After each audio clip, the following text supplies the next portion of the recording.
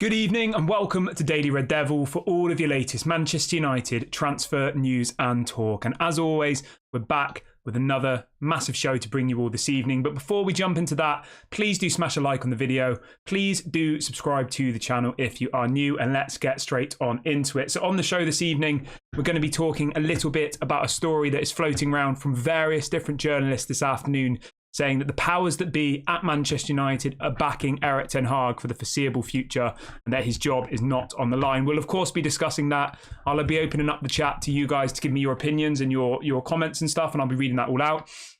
We're also going to be talking a little bit about the absolute mess that went down at Old Trafford last night. And we're not talking about on the pitch in this situation. We're actually talking about some incidents that happened off the pitch, which directly relate to the ownership, directly relate to the management of Manchester United as a business and as a football club. We will be talking about that. And we'll also be talking a little bit about a Jadon Sancho ultimatum. There has been a big update on this story. So yeah, lots and lots to get into.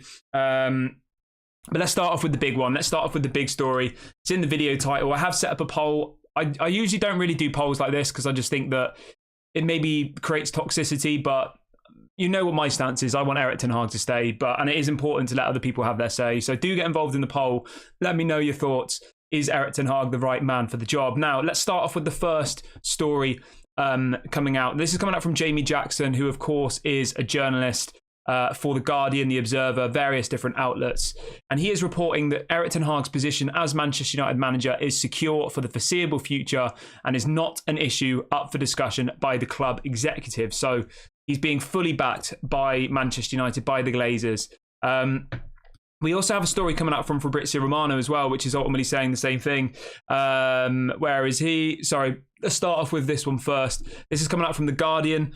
The Guardian says Erik ten Hag's position as Manchester United manager is secure. So we've had that. And then we also have Fabrizio Romano saying the following. He says, the message within Manchester United is clear. Erik ten Hag has the support of the whole club, who believe he is the right man for the present and the future of the project. This is the reason why they trusted him in the transfer window. Now, I agree with most of that. I think Fabrizio's got it nailed on. I think they should trust him, and he is the right man for the job. But the fact that this story's come out from Fabrizio today, ultimately saying that what our worst fears were, that ultimately we don't have a director of football, we don't have anybody behind him helping him to make the transfers. You know, he says this is the reason why they trusted him in the transfer window.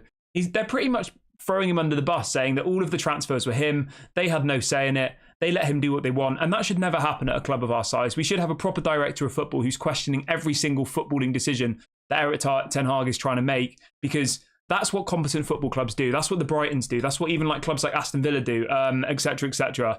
And we can't, be doing stuff like that. We need to have a competent team behind the manager in that not in the dressing room, in the boardroom meetings, in order to make sure that things are moving in the right direction, because we can't just keep buying players and it not working out, and we can't just keep pointing the finger at Erik ten Hag.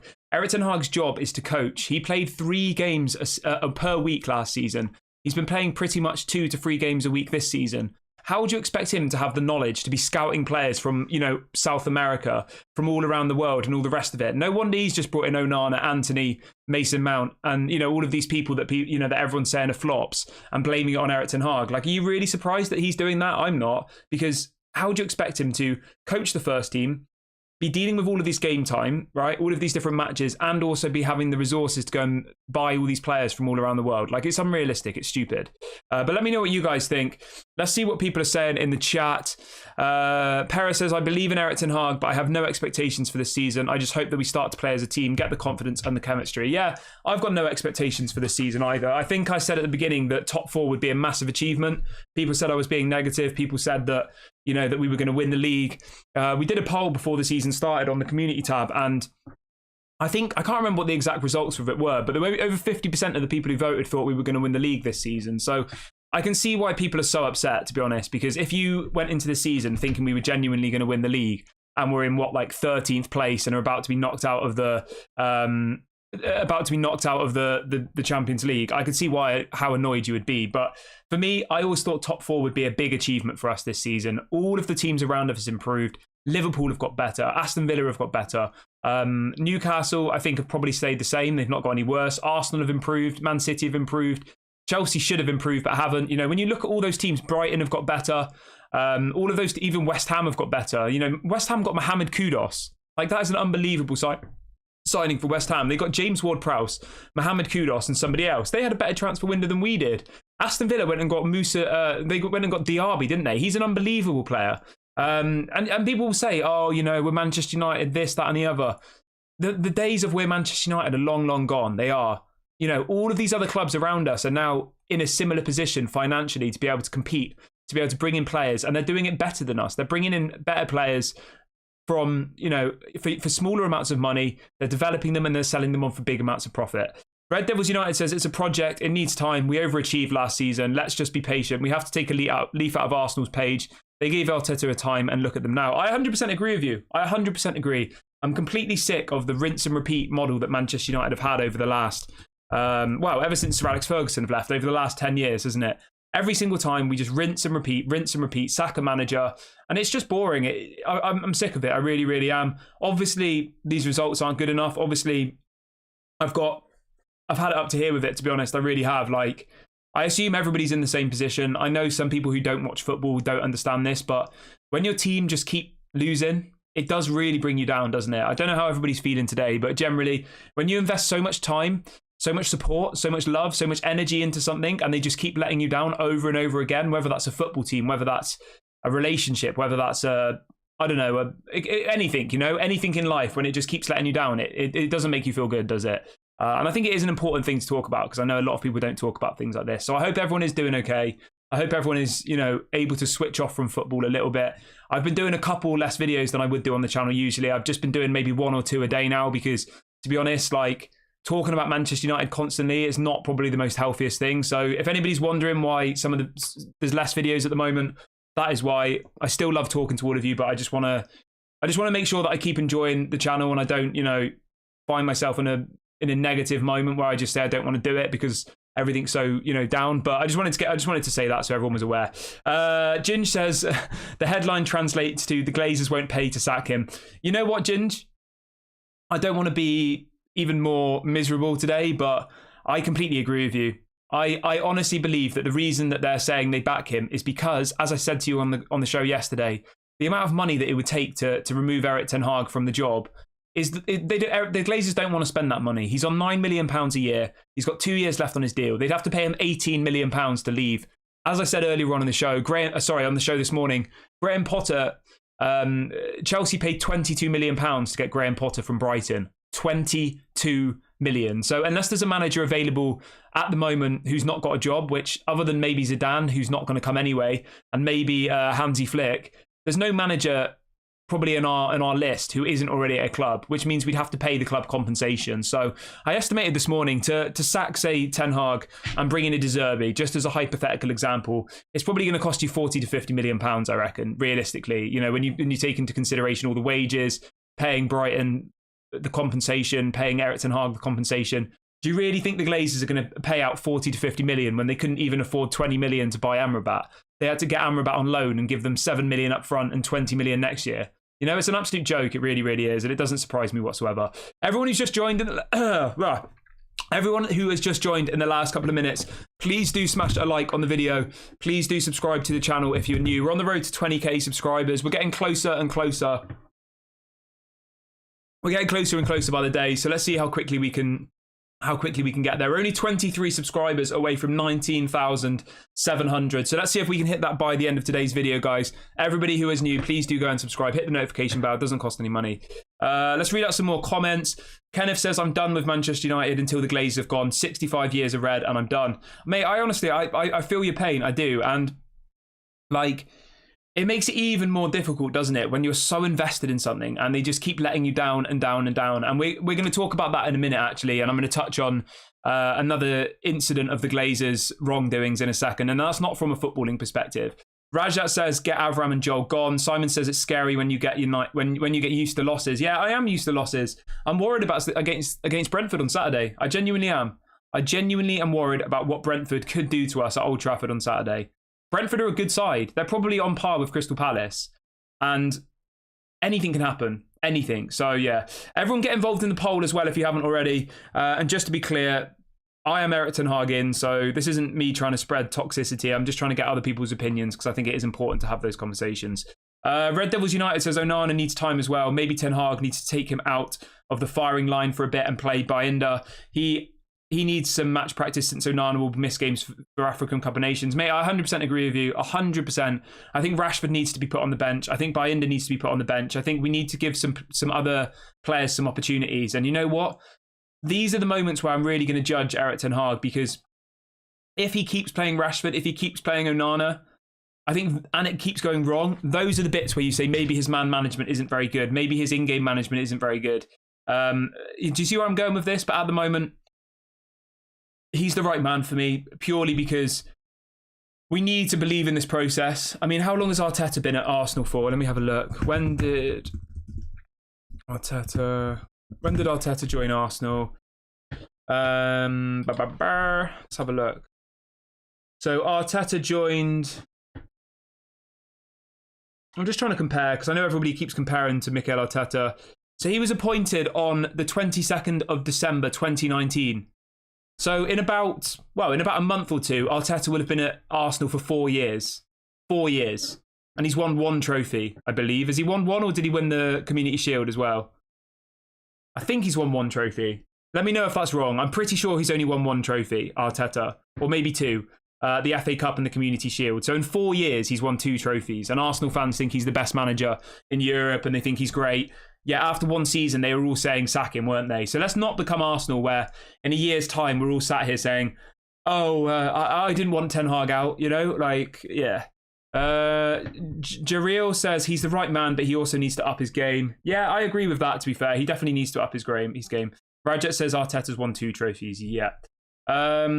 Comeback King says no manager will turn this team around. I agree with you. I really, really do. RJ says, I think we'll lose to Brentford. I hope we keep losing till the Glazers sell to Qatar. Simon says, I'll be happy to keep losing if it ensures Qatar come in. We're finished under the Glazers. Games are irrelevant now. I agree with you, mate. I do. And the next story I want to bring you is honestly shocking. It really, really is. So I'm sure anybody who's on Twitter has seen the footage going around today from the game against Galatasaray last night. So what's happened here, right? The Galatasaray fans were being sold tickets in their home end. Okay? You're probably thinking, what's the problem with that? A Manchester United fan who's been going to, has had a season ticket for 50 years is not able to resell their ticket to somebody else. They'll get banned if they do that. Whereas the Glazers, okay, have taken the tickets. So if you can't go to Manchester United, I've had this before, right? And honestly, I couldn't believe it when this happened.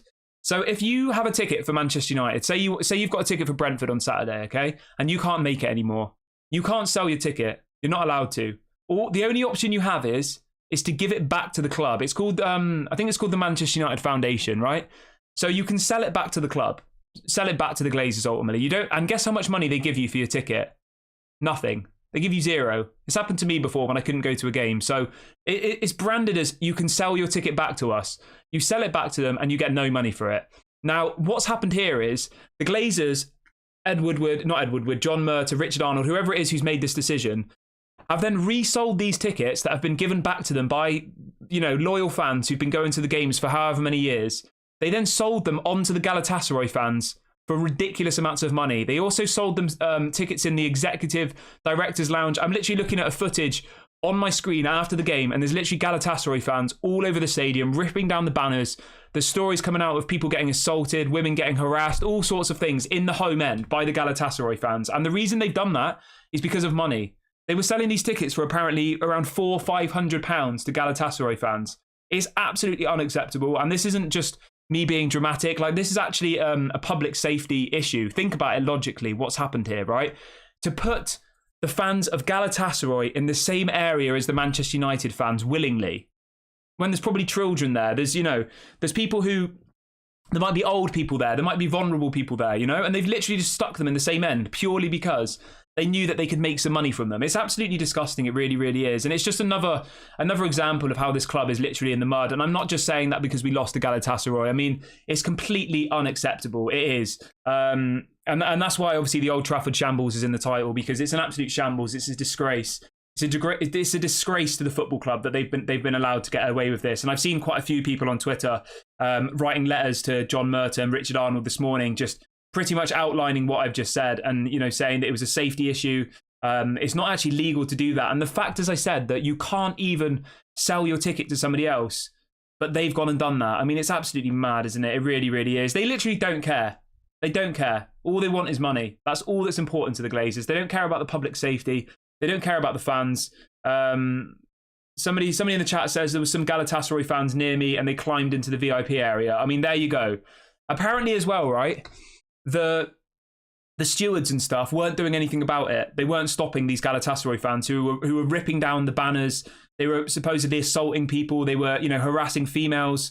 And the stewards apparently did nothing because they were told they didn't want to induce a riot. So not only did they put themselves in that situation in the first place, they then didn't do their jobs to protect the Manchester United fans who were in the same end as them, even though that should never happen. The away fans is for the away fans, and the home fans is for the home fans. The only time when an away fan gets in the home end is if a Manchester United fan, sells it to somebody else. But we're not talking one or two people here. We're talking thousands of Galatasaray fans in the home end, all in the same areas together. I mean, it's absolutely unacceptable. It really, really is. It's disgusting. Fred says the board should resign. And even if you don't have any interest in football whatsoever, the fact that this happened, right? Just looking at it from purely a safety issue, a public liability issue, like surely this is not legal. I don't know. I just think it's terrible. I really, really do. Lumen says, those Manchester United fans who want us to lose till the Glazers are out have no right to say Erik ten Hag out, as his presence suits their agenda of Glazers out. Yeah, I agree with you. Lumen says, according to your logic yesterday, you were adamant saying we can't bench Rashford because we just gave him a new contract and 375 grand a week. Well, I mean, we can't really, can we? You can't have a £20 million a week player sat on the bench. £20 million a season player sat on the bench. You can't. And if you do, right? Maybe for one game, yes. But are we talking one game here, or are we talking for the rest of the season? If it's for one game, of course you can bench Rashford for one game. But if people in the chat are genuinely saying that they want to drop Rashford forever and have Pellistri or Garnacho playing instead of him, Manchester United and Erik ten Hag just simply can't do that. He's the second highest earner at the club. He's pretty much the poster boy of Manchester United. He is, isn't he? He's come through the academy. You know, he's done all of these things off the pitch, you know, feeding children. He's done all of these incredible things. And you can't just throw him out of the team. You can't. I honestly think that if that happened, Erik ten Hag would probably lose the dressing room. I honestly think that, because he's definitely a likeable person in that dressing room. We know that. We know there's the whole English clique, you know, the Maguires, the Shaws, all of those people. And I think that he's treading on very thin ice with Rashford. I think Rashford needs to be taken out of the team, but I don't think it will happen personally. Let's see what else people are saying. Simon says Galatasaray fans are known for violence. Yeah, I didn't really want to get into those types of things, but it's not like it's, you know, a friendly and there's a couple of fans. You know, it's not like it's a game in America, right? It's a friendly. It doesn't mean anything, and there's a couple of Manchester United fans and Chelsea fans in the same end. That doesn't mean anything, does it? It's a Champions League night, 8 o'clock kickoff. They're probably all absolutely wasted. They've probably been drinking all day. Yeah, it's absolutely disgusting. It really, really is. Let's see what else people are saying in the chat. Urban says, is there any news on Qatar coming home? We haven't had the usual spin story on Qatar this morning, which is surprising. Obviously, after the loss against Crystal Palace, there was a couple of journalists saying that, you know, that Sheikh Jassim would take over in 2 weeks. Obviously, those stories have gone out the window completely now, which is to be expected. We haven't heard anything else about that. But let's move on to Jadon Sancho really, really quickly. Let's talk about that one. So apparently Jadon Sancho has been given an ultimatum. This is coming out via the Court Offside podcast blog, which Fabrizio Romano does. And the headline is, apologise or leave. That's the choice for Jadon Sancho. His potential return to Borussia Dortmund could hinge on one key issue. And it says that Jadon Sancho has now been given a transfer ultimatum, with apparently Borussia Dortmund circling for Jadon Sancho's signature on loan in January. I don't know what happens with Jadon. I really, really don't. For me, I just think Jadon needs to go. But as I said on the show earlier on today, we have absolutely no idea what's going to happen by the time January comes along. We don't. We've got this game against Brentford on Saturday. Anything can happen. We've then got Copenhagen at home. Anything can happen. Copenhagen are a better side than Galatasaray. After that, right, we've got a really difficult run leading up to Christmas. We like, obviously we've played we've played Arsenal and Tottenham, but we haven't played Liverpool, we haven't played Chelsea, we haven't played Newcastle. There's so many more difficult fixtures coming up, which it's not going to get any easier. It's really, really not. And the games against like Crystal Palace, Brighton, etc. Those are all games that we should be winning if we're gonna, if we're gonna achieve anything this season. So after so listen to this, right? We've got Manchester City at home, then we've got Newcastle United in the League Cup, then we've got Fulham, then we've got Copenhagen. Then we've got Luton, then we've got Everton, then we've got Galatasaray. Okay, so that's all like relatively okay, isn't it? And then within 5 games, we've got Newcastle away, Chelsea at home, Bournemouth, Bayern Munich, and Liverpool away within 5 games. I mean, that's like a very difficult run of games, isn't it? And then after that, it doesn't get any easier. It's West Ham away, Aston Villa. Like, we've got probably 7 games there, which are like, I would say probably less than 50-50 whether we'll win. It's pretty mad. I have a funny feeling that we might even go and beat Man City. I know that sounds absolutely crazy considering where we are at the moment, but I just have this strange feeling that we're going to beat them. I don't know why. I don't know what I'm basing that on. I just think football's a funny old game, isn't it? Like, we'll be terrible, we'll lose matches, and then we'll go and beat Man City, and everyone will say, "Oh, Manchester United are back." All the rest of it. Things like that do happen. We just have to focus on the next game, though. That's the thing. That's all we can do in football. We've got a massive game against Brentford on Saturday. Obviously, we will be doing our match preview for that probably tomorrow or Friday. But we have to go and beat Brentford. I know that seems obvious. I mean, how many points are we off the top now? Let's have a look. Let's have a quick look how many points we are off top 4. That has to be the goal still. I think 5th is the goal for me now. So we are 6 points off 5th. I mean, it's not terrible, is it? I mean, it is terrible, but if we win and all of those teams above us either lose or draw, we could be 3 points behind the 5th place. We've got to go beat Brentford. We've got to go beat Man City. We've got to go on a run now. I know I said this after the Crystal Palace game that we had to go on a run, and we haven't. We've just lost to Galatasaray. But things do have to change. Something has to happen. Maybe it's Erik ten Hag changes his tactics. Maybe we see a 3 at the back. Maybe I don't know. Tiborg says those harder fixtures could actually be a blessing in disguise now because we have nothing to lose there. The world will think we lose those games anyway, so every point from those fixtures are actually bonuses. Yeah. Barry says I'd sacrifice this season to get rid of the Glazers. I 100% agree with you, mate. I would have absolutely 0 issues whatsoever with us finishing the season now in 12th place. No Champions League football next season if it meant the Glazers had gone. I actually in some ways think, right? Now, I had somebody in the comment section earlier when the video went live after I said this saying, "What the hell are you talking about?" I actually think in some ways it would actually be a bit of a blessing if we didn't have Champions League football next season because we're clearly not good enough to be in there. Don't kid ourselves. We've just lost our first 2 games in the Champions League. The first time in our history that we've lost the first 2 games in the Champions League. What's even the point in being in there next season? Do we really expect in like less than 12 months us to be in a position to be winning the Champions League? It's never going to happen, is it? So in some ways, I think, maybe for a rebuild, maybe it is better if we do just focus on the Premier League next season, like Tottenham are at the moment. Tottenham don't have Champions League football. They've just got a new manager. Everybody's saying they're incredible. They're going to win the league potentially and all this stuff. They've got no Champions League football, no Europa, no Europa Conference League. They're second in the table and have got 17 points out of a possible 21. They're doing exceptionally. And I actually do genuinely think that maybe that'll be better for us. And that's only if we have new owners. I think if we still have the Glazers, I think it would be an absolute mess. I think allowing us to play 1 game a week for a bit, allowing us to actually have more time on the pitch to do drills, to practice, I think that would be much better for us, really, because we're not in a position at the moment to be even in the Champions League. I think the Europa League, most of us don't even want to be in that either. The Conference League is an absolute joke. Yeah, it's an absolute joke. Let's see what people are saying. Urban says, this time is the best time for our rivals to stuff us badly. I wonder which rival tried to humiliate us this season. I don't know, mate. I don't want to think about that.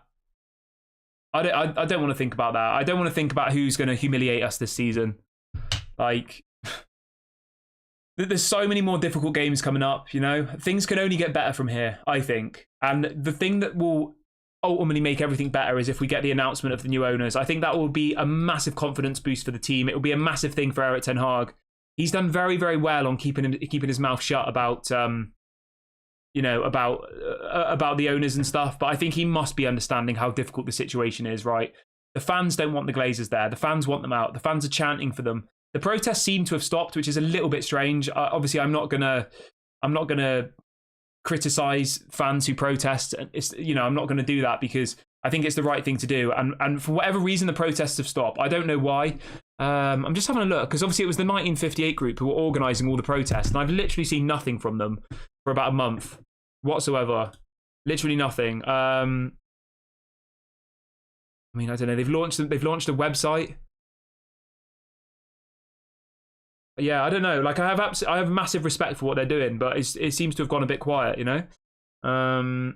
So if anybody knows what's going on with the protests and stuff, let me know and I'll read it out. But I've seen nothing about protests for probably about a month at all. Other than the last one I remember was the Nottingham Forest one where they sat in the ground for like 20 minutes after the ground, and that was pretty much it as far as I can remember. Maybe I'm wrong here. Simon says we've been humiliated already. Going to get worse, believe me. Zaid says, Kieran, how does minority investment improve our club? To me, that only lines the Glazers' pocket as funds won't go into the club. Mate, 100%. I'll be very, very clear to you, right? If Sir Jim comes in with minority investment, for me, that is worse than the Glazers staying on their own. I genuinely believe that. I would much rather the Glazers stay as they are than Sir Jim Ratcliffe comes in and get, you know, for 25% of the club. That would be worse. I'm telling you it would be, because that would then mean there's another... It's not even Sir Jim Ratcliffe as well, remember. It's Ineos. Ineos, I looked yesterday whilst we were live. Ineos is owned by 3 people. Sir Jim Ratcliffe is just the face of the bid because he's a boyhood Manchester United fan. It's not Sir Jim Ratcliffe buying the club. It's his company, Ineos, that's owned by 3 individuals. So not only would you have the 6 Glazer families, you know, wanting to pitch in with decisions, you've then got these 3 people who own Ineos, plus all of their shareholders who will want to see a return on profit. How is selling 25% of something to them going to make any difference to us? It's going to make it worse. So for me, it's either full sale or I'd rather just keep the Glazers. I genuinely think that. Sell all of it to Sheikh Jassim. Or if Sir Jim Ratcliffe's going to buy 100% of the club, then maybe we talk about that. Maybe that'll be better than the Glazers. I would probably say that Sir Jim Ratcliffe buying 100% would be better than the Glazers at this moment in time, you know? But him buying 25% is a step backwards for me. It really, really is. Let's see what else people are saying. Luma says, can't Maguire play at left back so that Amrabat can play alongside Casemiro in the midfield? I think it'll be more likely that Lindelof could play at left back, Maguire and Varane as the centre backs, and then Dalot at right back. I think that could work quite well. Dalot's obviously, Lindelof's obviously got a lot more pace than Maguire. I think Maguire at left back would be pretty terrible. He's very slow. Although to be fair, Harry Maguire does like to go forward. I mean, he's not that much more slower than Lindelof, to be fair, is he? Lindelof's pretty slow these days. He was relatively fast-ish when we first got Lindelof, but I feel like he's definitely dropped in pace quite heavily, hasn't he? I don't know why. So yeah, maybe we do stick with Maguire at left back. I mean, who knows anymore? Anything can happen with Manchester United. I would imagine it will just be the same as what we saw the other day. I assume it will be Amrabat at left back. Luma says, Kieran, will protest like invading the pitch and getting games postponed help? I don't know, mate, to be honest. We saw what happened to Ajax, didn't we? They pretty much started destroying the stadium, and then people started getting sacked. But I don't really condone stuff like that. I don't think that's the answer. I don't ever think violence and vandalism is the answer to things. But in Europe, that seems to be what happens, isn't it? You know, in many other countries outside of England, whether it's a political issue, whether it's like a football issue, they seem to usually resort to violence and vandalism and destroying things, and then things seem to change quite quickly. But in England, it doesn't really happen like that. I don't know why. I mean, I guess it's a good thing that we don't resort to violence and vandalism, but it's very different in, you know, other countries in Europe. You know, Ajax are losing one game 3-0 and the fans start setting off fireworks, get the game postponed, they're smashing up the stadium, destroying everything. Like, it's very, very different to what happens in England. It's very like peaceful protest, which obviously is the correct thing, I think, anyway. But it is what it is, isn't it? I'll read out a couple more questions before the show ends. Please do go and smash a like on the video, everybody, and please do subscribe to the channel. I've just dropped a link in the chat. We're only 20 subscribers away from 16,700, so please go and subscribe so we can just hit that by the end of today's video. That'll be really, really good. Simon says it is the only answer, unfortunately, in this case. I think he means in relation to getting games cancelled.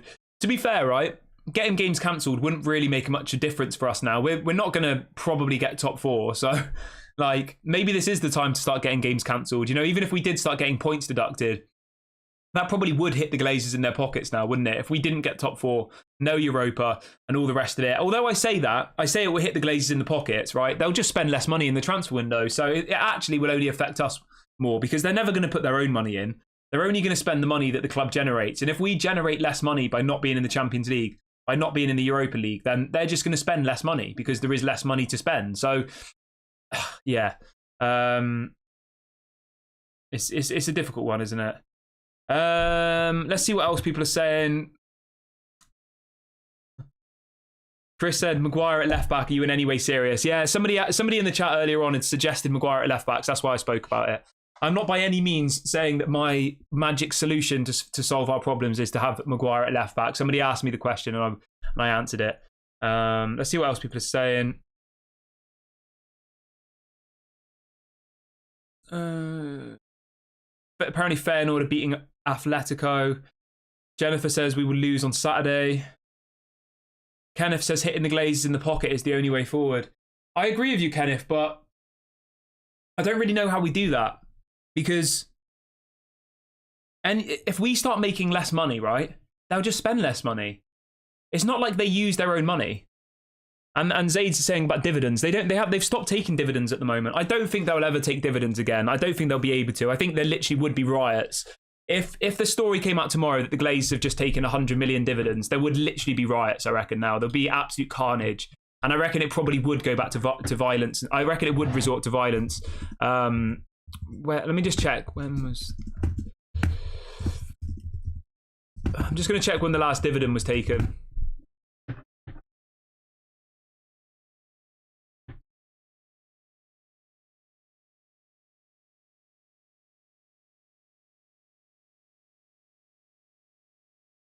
So the last time they took dividends was in November 2022. So it's coming up to about a year ago, the last time they took dividends. It says, Manchester United owners, the Glazer family, have made the decision to stop taking dividends coming out of the club.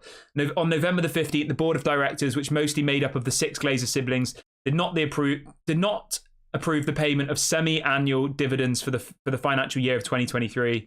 This decision is described as an economic ruin, blah, blah, blah, blah, blah. So they haven't taken any dividends this year.